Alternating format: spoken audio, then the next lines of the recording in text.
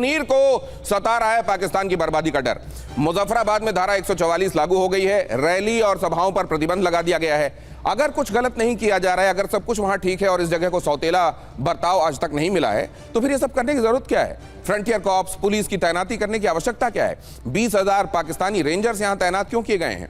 Jack का मुख्य कार्यालय सील क्यों करना पड़ा है? 48 घंटे से पीओके में इंटरनेट क्यों बंद है?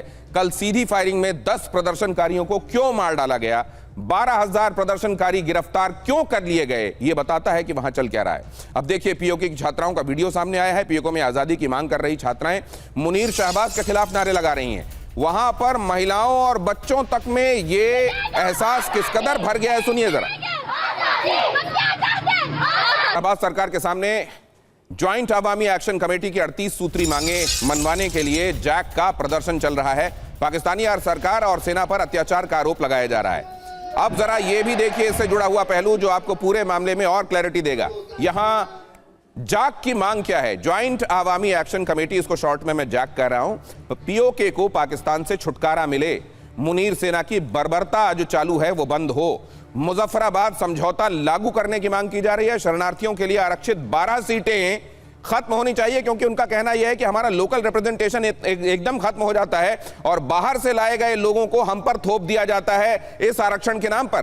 पीओके में बनने वाली बिजली सस्ती दर पर हमको मिलनी चाहिए, क्योंकि यहीं पर प्रोड्यूस की जा रही है। सब्सिडी देकर गेहूं आटा लोगों को सस्ता मिलना चाहिए। मंत्रियों विधायकों को विशेष सुविधाएं जो मिल रही हैं वो खत्म होनी चाहिए। स्थानीय निकायों को ज्यादा अधिकार दिए जाने चाहिए। ये मांगे की जा रही हैं। ये जब मेनलैंड पाकिस्तान में इसका रिवर्बरेशन या इसको सब्सक्राइब करने वाले लोग कितने हैं, ये जरा समझना जरूरी है। आरजू काज़मी जी, कैसे देखा जा रहा है बाकी के पाकिस्तान में इस हिस्से में जो चल रहा है उसको?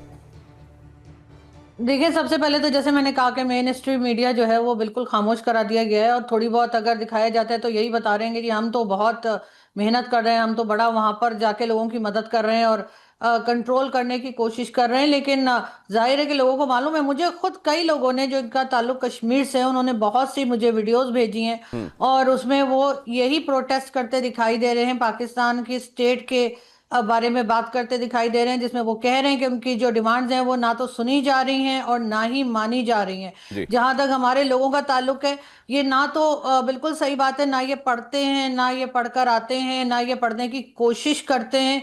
और मुझे यहाँ पर यकीनन पीरजादा साहब से मिलना जुलना हो जाता है कभी, लेकिन बड़ा अफसोस हुआ कि उन्हें कुछ भी नहीं पता। पीरजादा साहब से मेरा ख्याल है कि संजय कुलकर्णी साहब, आपने बड़ा मुश्किल सवाल पूछ लिया था उनसे, उसके बजाय अगर आप जो यूएन रेजोल्यूशन है उसकी अगर स्पेलिंग भी पूछ लेते तो वो गूगल किए बिना नहीं बता पाते, इसका मुझे यकीन है। तो जब हमारे लोग इतना बगैर ख्याल किए आएंगे और सिर्फ डिफेंड करेंगे, हर गलत चीज पे डिफेंड करेंगे, और इसी वजह से मुल्क का यह हाल हो रहा है। आप तो जर्नलिस्ट हैं, आपको तो खुलकर बोलना चाहिए कि गलत कर रही है स्टेट, नहीं होना चाहिए ऐसे, लोगों की जानें जा रही हैं।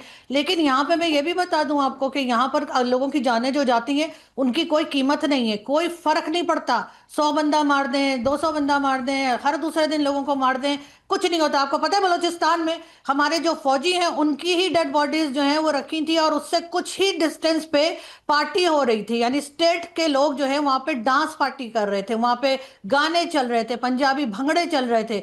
ये तो हाल है। इनको अगर अपने फौजियों का ही ख्याल नहीं है तो सिविलियंस को तो ये बिल्कुल घास कूड़ा समझते हैं। तो आपको क्या लगता है कि इसके ऊपर कोई रिएक्शन आएगा, इसके ऊपर कुछ हो पाएगा? कुछ नहीं होने वाला। आरजू काज़मी जी, चश्मे बद दूर, आपको नजर न लगे और खुदा आपकी हिफाजत करे। आप जिस तरीके से आप साफ बोलती हैं, मुझे लगता है कि ईश्वर भी आपके फैन होंगे कि हमने कुछ एक बच्चे ऐसे पैदा किए हैं जो सच को सच कहते हैं, गलत को गलत कहते हैं। हालांकि पीरजादा साहब को यह भी रास नहीं आ रहा होगा, मैं जानता हूं, लेकिन पाकिस्तान से बलूचिस्तान के अलग होने का दावा जरा यहां देखिए। बलोच संगठनों ने खुद को आजाद देश घोषित किया। बलोच संगठनों ने कहा 85% क्षेत्र पर हमारा कब्जा।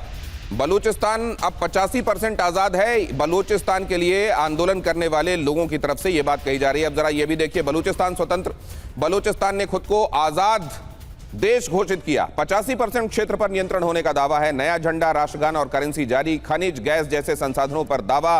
बलोच नेता मीर यार बलोच का यह दावा है। सुरक्षा बलों से बड़े पैमाने पर इस्तीफों का दावा है और दूसरे देशों से रिपब्लिक ऑफ बलूचिस्तान को रिकॉग्नाइज करने की अपील भी उन्होंने की है। ये जरा मैं समझ लेना चाहता हूं, अहमद अयूब मिर्जा साहब, ये बलूचिस्तान वाली राह पर ही पीओके है या पीओके का मंसूबा इधर भारत के साथ मिलने का है? वहां के लोग क्या चाह रहे हैं? पीओजे के लोग एक ही चीज चाह रहे हैं। अब वो चाह रहे हैं कि पाकिस्तान की फौज निकले यहाँ से, पाकिस्तान की सिक्योरिटी फोर्सेस निकले। आप पीरजादा साहब का बैठने का स्टाइल देखें। वोहरा साहब जो है, ये सिविल सर्विस के लिए जो लोग इम्तिहान देना होता है, जिन्होंने उनकी ट्रेनिंग भी कराते हैं, वो बता सकते हैं कि ये बॉडी लैंग्वेज क्या है। पीरजादे वो लोग हैं जो भारत पे हमला किया था, जिन्होंने, ये हमलावर हैं। आपने हमलावर बिठा लिया यहाँ पे। ये तो पीरजादे, ये ईरान से जो हमलावर आए। लेकिन मैं ये कहूंगा कि आज सब्जेक्ट पे हम रहते हैं, क्योंकि पीरजादा साहब को लेकर बात ऑलरेडी बहुत हो चुकी है। पीरजादा साहब के भी वर्जन उनकी तरफ से भी अगर हम आगे ले पाने की स्थिति में होते तो अभी और कुछ उनको लेकर बातें हो सकती थी। बहुत धन्यवाद करता हूं आप सबका।